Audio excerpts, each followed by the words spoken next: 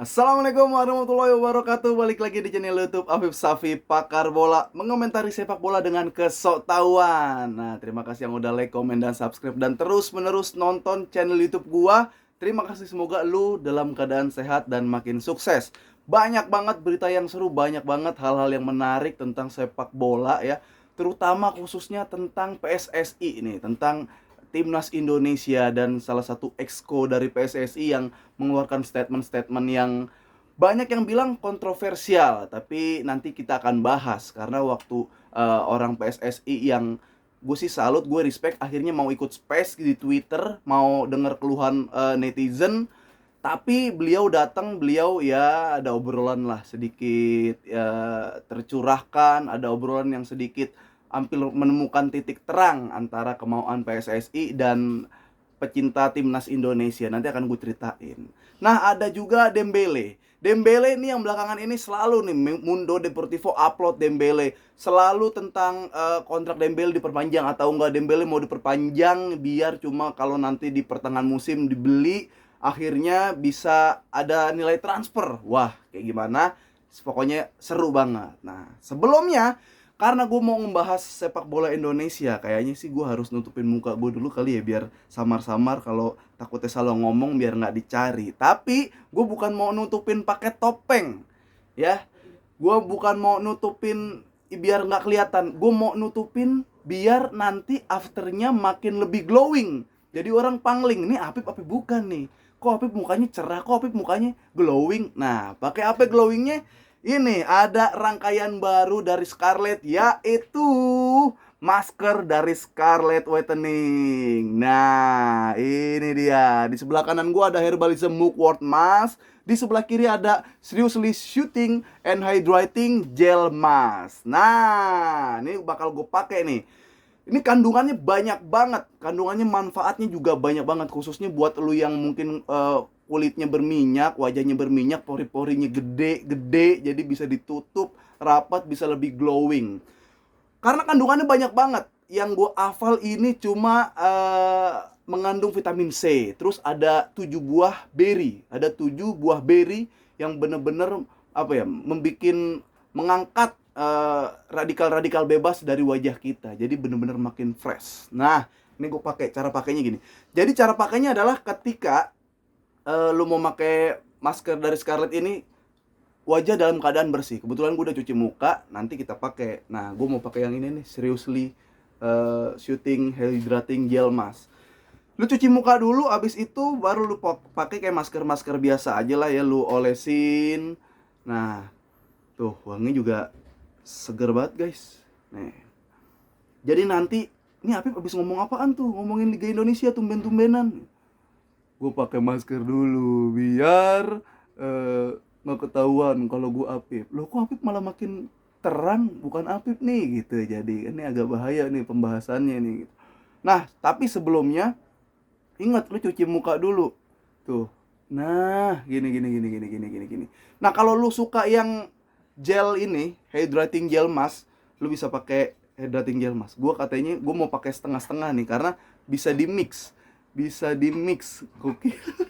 Masker bisa di mix. Jadi ini ada buat ngoles-ngolesnya ya, guys.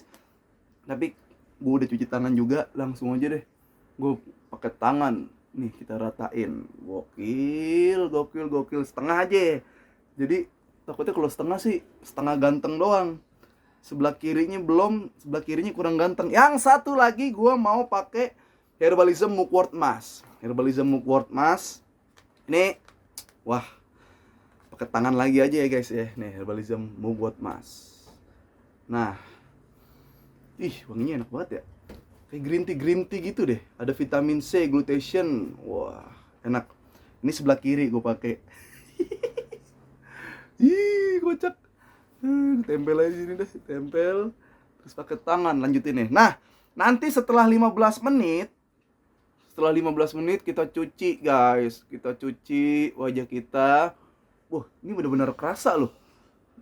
Langsung nyegrek, apa ya? Langsung kenceng kulit kita. Ntar tunggu kering, kulit kita kenceng. Habis itu kita bersihin lagi muka kita. Oke? Sip. Nah, Aduh, baru sekali gue nge-review bahas bola begini. Tapi enak juga, dingin, sejuk. Nah, ngomong apa kira-kira Esko dari PSSI? Nih gue biar nggak salah ngomong ya, takutnya gue dilebih-lebihin. Ini yang gue tangkap aja yang beredar di sosmed. Beliau bilang, pokoknya salah satunya adalah kalau misalkan timnas Indonesia cuma jadi runner up, apa bedanya pelatih yang sekarang dengan pelatih-pelatih sebelumnya?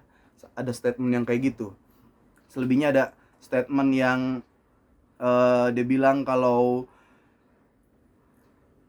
banyak lah pokoknya lah. Nah, tentang Sintayong, sampai Sintayongnya pun lu baca sendiri deh statement-statementnya. Sampai Sintayong punya pun kabarnya tersinggung dengan statement-statement itu. Nah, masalahnya gini, kalau beliau katanya orang yang tradisional gitu, mungkin nggak terlalu ngikutin sepak bola modern, mungkin nggak tahu teknis di lapangan kayak gimana, kemungkinan doang.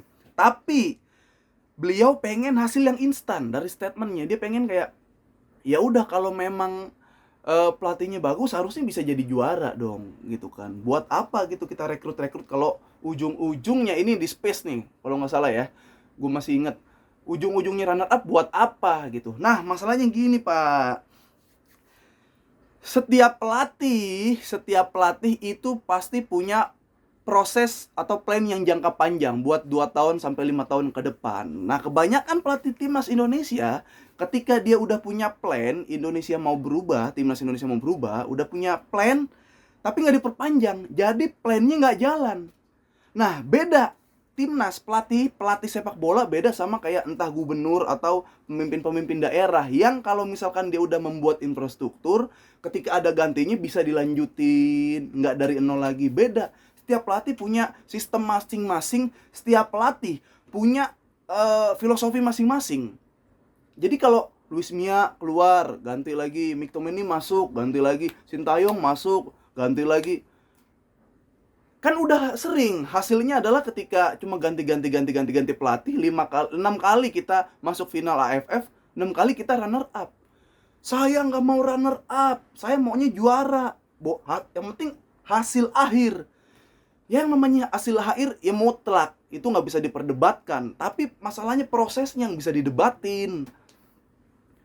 Prosesnya. Nah, kita nih mungkin netizen, masyarakat Indonesia, pecinta timnas Indonesia itu sudah cinta sama timnas yang sekarang. Dari cara permainannya kelihatan berkembang, dari cara ya pokoknya ada progres yang kelihatan. Jadi ya sangat menyayangkan kalau misalkan Sintayong nanti bener-bener out. Udah sayang lah gitu.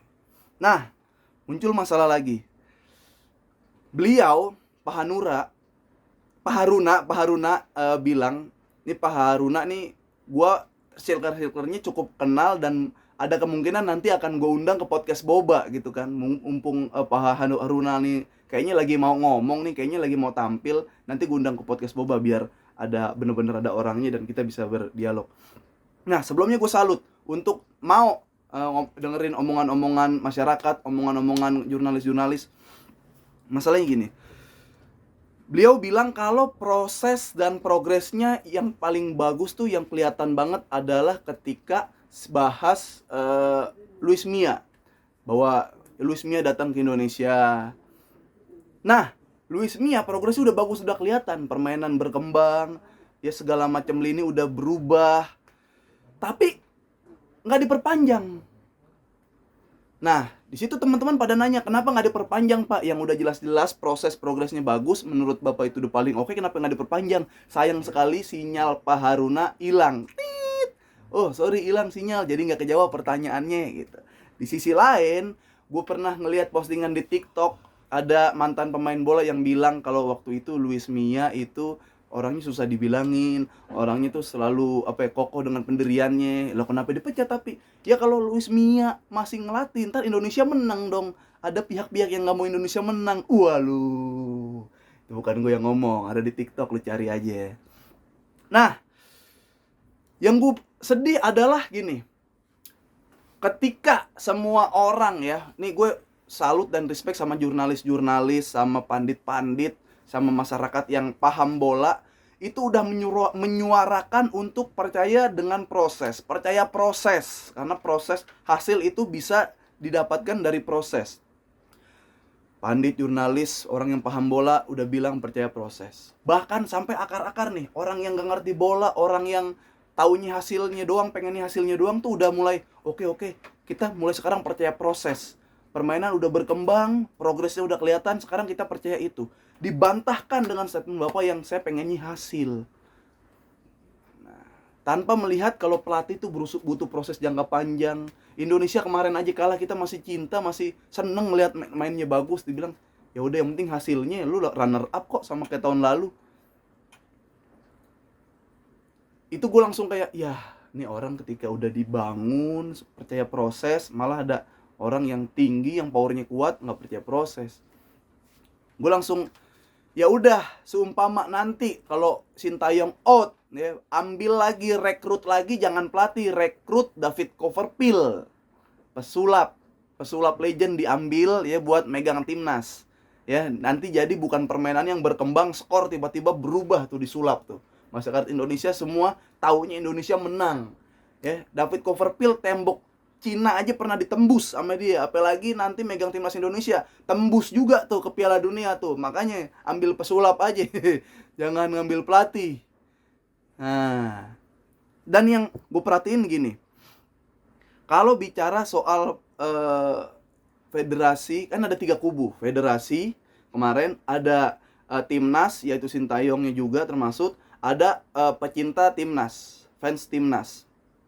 Dari kemarin kalau kita bagi kubunya, ya mohon maaf, federasi itu selalu ngelempar bola ke mungkin netizen yang terlalu banyak ini out, terlalu banyak protes atau terlalu sabar, atau dilempar bola ke Sintayong atau ke pelatih timnas dulu, lu nggak pernah juara, ya gue pecat, gitu kan. Ya udah, kalau bener-bener main kubu-kubuan, gua kalau disuruh ngaku salah sebagai pencinta timnas, gua ngaku salah. Mungkin gua dulu nggak terlalu sabar, gua dulu bawel pengen timnas juara, gua dulu yang ngikutin flow yang ada. Mungkin pelatih juga ya salah karena belum memberikan terbaik. Kalau nih pada ngaku salah, ya bicara ngaku salah. Tapi federasi kalau ngaku salah, apa salahnya? Jangan bolanya cuma di masyarakat, jangan bolanya cuma di pelatih. Sekali-kali kita lempar bolanya ini ada di federasi. Kita okein aja. Oke, kalau misalkan sistem yang berjalan dari tahun-tahun lalu, habis main lagi hampir bagus, ganti pelatih, main hampir bagus, ganti pelatih, itu sistem yang ada, kita tantang. Kalau misalkan itu masih kemauan federasi untuk kayak ganti pelatih, ya kita kasih waktu setahun atau 2 tahun. Kalau nggak juara, mereka pada mundur. Nah, itu udah bentuk-bentuk kubu-kubu aja. Jangan kita mulu bolanya di fans, bolanya di pelatih. Kasih bola juga kita ke federasi. Wah, ini agak berat juga tiba-tiba gue ngomong gini. Kebetulan gue muncul di space kemarin sih. Kalau gue dikasih ngomong, gue bakal nanya itu. Nah, kira-kira seperti itulah. Ya, yang sangat disayangkan adalah kalau misalkan mentingin, oke lah, kalau misalkan Pak Haruna ini, dia menganggap kalau saya orang yang tradisional. Oke, gue sering ketemu orang-orang yang orang-orang TV yang bener-bener tradisional, konvensional, orang yang udah bener-bener emang ada gap dengan pemikiran milenial. Padahal tujuannya bagus. Kalau dia bilang kalau apa bedanya nih sama pelatih-pelatih sebelumnya, itu bener memang runner up. Tapi kan dia nggak ngelihat sisi lain, sisi perkembangan. Gue udah, kalau orang-orang TV gitu yang udah tua-tua, kayak gue maunya pakai artis ini aja karena udah pasti rating sekian, ini sekian. Nggak berani gambling ada mungkin artis baru atau pendatang baru yang ini, nggak berani kayak gitu. Yang penting catatan hasil akhir. Nah, mungkin itu sama-sama baik. Itulah, mungkin nanti ketemu lagi, dialog lagi, sama-sama bisa saling bantu. PSSI bisa dibantu sama masyarakat ya dibantu dengan pengelolaan dari PSSI-nya. Mungkin titik temunya nanti ada lah gitu kan. Gue nggak mau panjang lebar lagi. Mungkin nanti titik temu dari PSSI ada, dari fans timnas ada, dari pelatih juga ada. Akhirnya Indonesia bisa jadi lebih lagi, semua ngerti permasalahannya, akhirnya lebih berkembang lagi. Kira-kira gitulah ya. Seru 2 hari kemarin kalau lu nonton, lu main Twitter ikut space, gabung space di YouTube banyak yang speak up. Seru Liga Indonesia. Udah, kita doain yang terbaik buat Liga Indonesia. Nanti Pak Haruna, Pak Haruna, kalau ada kesempatan boleh main ke podcast Boba ya. Tapi ya bukan kita mengiyakan statement-statement, ya agak keras-keras dikit lah kita ya, setelah kalian bawa data, sekalian bercanda juga. Oke? Siap. Udah, kayaknya gitu aja. Tadi gue mau bahas Barcelona tapi udahlah, timnas aja. Dan itu mudah-mudahan lebih baik, sama-sama ketemu, ujungnya ketemu, permasalahan ini selesai. Gue yakin Indonesia bisa lebih bagus lagi. Assalamualaikum warahmatullahi wabarakatuh. Sampai ketemu lagi di Pakar Bola, mengomentari sepak bola dengan kesotawan.